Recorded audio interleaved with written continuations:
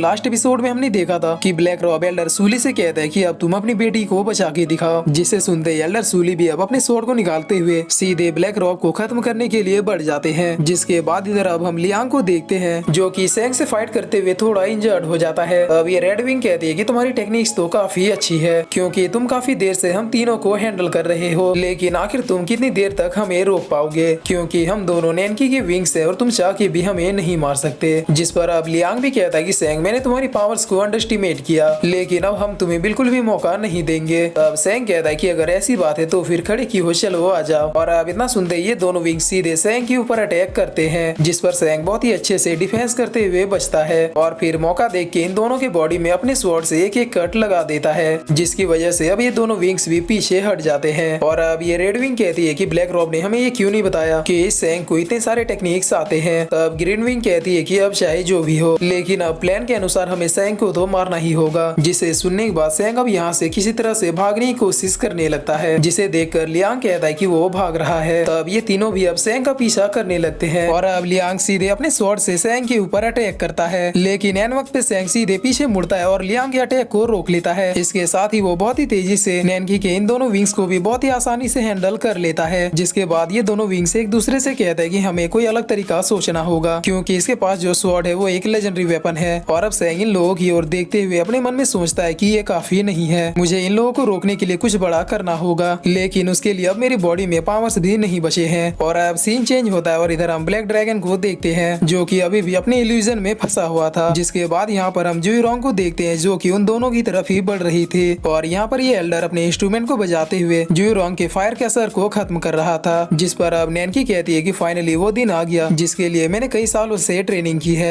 आज मैं ह्यूमन के उस होली गर्ल को अपने हाथों से खत्म करके ये साबित कर दूंगी कि मैं उससे कई गुना बेस्ट हूँ और वो मेरे सामने कुछ भी नहीं है। जिस पर अब जुइरोंग भी इनके बहुत ही ज्यादा करीब आ जाती है और अब इधर हम नैनकी के इन दोनों विंग्स को देखते हैं जो सेंग के अटैक से दोबारा हील हो जाती है और एक साथ फिर से सेंग के ऊपर अटैक करती है। जिस पर सेंग अब लेजेंडरी स्टेप टेक्निक का यूज करते हुए बहुत ही फास्टली इन दोनों के अटैक को डॉज करते हुए इनसे बचता है, लेकिन सेंग अभी भी अपने टेक्निक्स के दम पे इन दोनों को संभाल लेता है। मगर थोड़ी देर और फाइट चलने के बाद ये रेड विंग सेंग के ऊपर एक अटैक कर देती है, जिसकी वजह से सेंग काफी ज्यादा पीछे हट जाता है और उसके मुंह से ब्लड भी आ जाता है। और अब चूंकि सेंग काफी ज्यादा थक चुका था इसीलिए उसकी सोल पावर भी काफी ज्यादा कम हो जाती है, जिसकी वजह से अब ये अमरेला भी अपने बॉल के फॉर्म में आ जाता है। जिसे देखकर लियांग अब मुस्कुराते हुए अपने मन में कहता है कि फाइनली अब इसकी पावर खत्म हो चुकी है और इसे मारने में अब हमें कोई भी परेशानी नहीं होगी। जिस पर अब सेंग इस अमरेला को रखते हुए अपने पास में से एक रुमाल को निकालता है और इस रुमाल से अपने ब्लड को पोंछ के सीधे इनकी तरफ फेंक देता है। तब सेंग का ब्लड किसी परफ्यूम की तरह वहाँ पर फैलने लगता है, जिसके स्मेल को फील करते हुए ये दोनों बिल्कुल खो जाते हैं और खोते हुए अपने अपने मन में कहते हैं कि आखिरकार ये किस टाइप की परफ्यूम है जो हमें बिल्कुल अपनी तरफ खींच रही है और ऐसा लग रहा है कि हम इसे बस फील करते जाएं। जिस पर अब सेंग इन दोनों को ऐसे खोया हुआ देख के अपने मन में कहता है कि हाँ ये बिल्कुल सही मौका है और इतना कहकर सेंग वहाँ से फिर से भागने लगता है। तब लियांग सेंग का पीछा करते हुए कहता है कि चाहे आज तुम कितने ही ट्रिक्स का यूज क्यों न कर लो, लेकिन आज तुम यहाँ से बच के नहीं भाग पाओगे। और ये कहकर लियांग सेंग के ऊपर एक बहुत ही बड़ा अटैक कर देता है, जिस पर सेंग इस अटैक से जंप करता हुआ अपने स्वॉर्ड से अटैक ऑफ सन वाली टेक्निक का यूज करता है और सीधे पानी में कूद के वहाँ से निकलने लगता है। तब ये दोनों विंग्स को भी अब इधर होश आता है, जिसके बाद ये लोग भी सीधे सेंग के पीछे चले जाते हैं। और अब ये हो जाने के बाद लियांग किसी से कहता है कि अब तुम्हें छिपने की जरूरत नहीं है। तब यहाँ पर हम देखते हैं कि हेवनली एकेडमी का ये डिसाइपल भी यहीं पर मौजूद था, जो तब से छुप छुप के सारी चीजों को देख रहा था। और अब लियांग कहता है कि ये कितने शर्म की बात है कि हेवनली एकेडमी का डीन का बेटा किसी कायर की तरह छुप के अपने ही लोगों को मरते हुए देख रहा था। जिस पर ये डिसाइपल कहता है कि चैंग सेंग मेरा कोई दोस्त नहीं है, इसीलिए मैं भी उसे मरते हुए देखना चाहता था, तो इसीलिए अब तुम्हें ये समझने की कोई भी जरूरत नहीं है कि मैं तुमसे फाइट करने से डर रहा हूँ। जिस पर लियांग कहता है कि चैंग सेंग का मरना तो तय है और इसके साथ ही वो लोग भी मरेंगे जिन्होंने ये जान लिया है कि मैं कौन हूँ। अब ये हेवनली एकेडमी का डिसाइपल बहुत ही ज्यादा डरते हुए कहता है कि तुम मुझे नहीं मार सकते क्योंकि तुम्हें तो पता ही होगा कि मेरे फादर कौन है। जिस पर लियांग कहता है कि मैंने कब कहा कि मैं तुम्हें मारने वाला हूँ, क्योंकि तुम तो मेरे बहुत ही ज्यादा काम आ सकते हो। तब ये डिसाइपल कहता है कि क्या तुम ये चाहते हो कि मैं तुम्हारा साथ दूं? जिस पर लियांग भी बिल्कुल कहता है। और अब सीन चेंज होता है और इधर हम नैनकी को देखते हैं जो जुइरोंग से कहती है कि फाइनली तुम आ ही गई। तब जुइरोंग कहती है कि तुम तो डीमन किंग की बेटी हो, जिसे सारे लोग डीमन पीकॉक के नाम से भी जानते हैं और ये एल्डर डीमन विजार्ड है जिन्होंने अपने इस डिमोनिक इंस्ट्रूमेंट से इस इल्यूजन को क्रिएट किया है ताकि बाहर का कोई भी हमें देख भी ना पाए। जिस पर नैनकी कहती है कि हाँ वो इसलिए क्योंकि आज के इस फाइट में हम दोनों के बीच में कोई भी नहीं आएगा और इसके साथ ही ये फाइट हम हम दोनों में से किसी एक के मरने के बाद ही एंड होगा।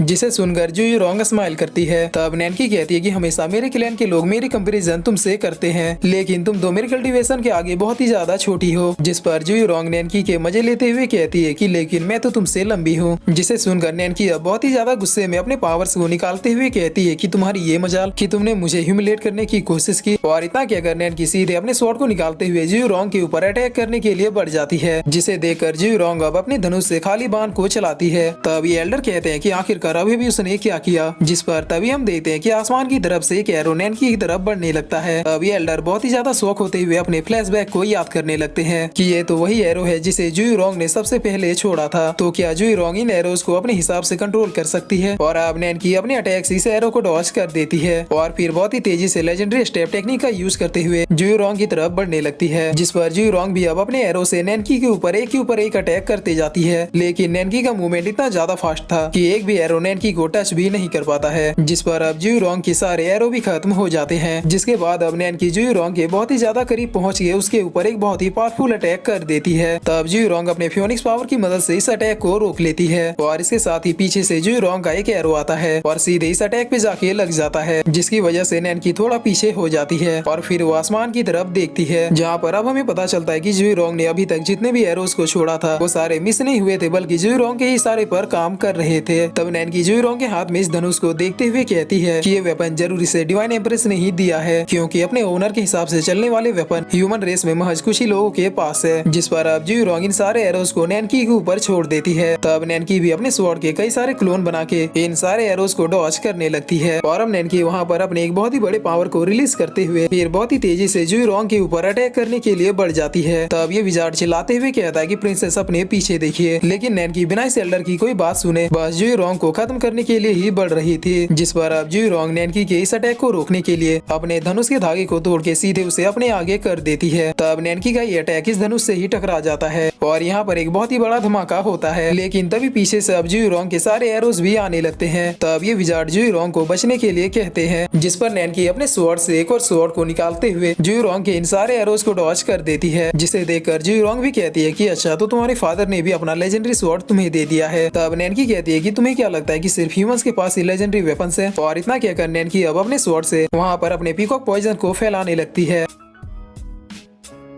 और फिर इसी के साथ ये एपिसोड यहीं पे खत्म होता है।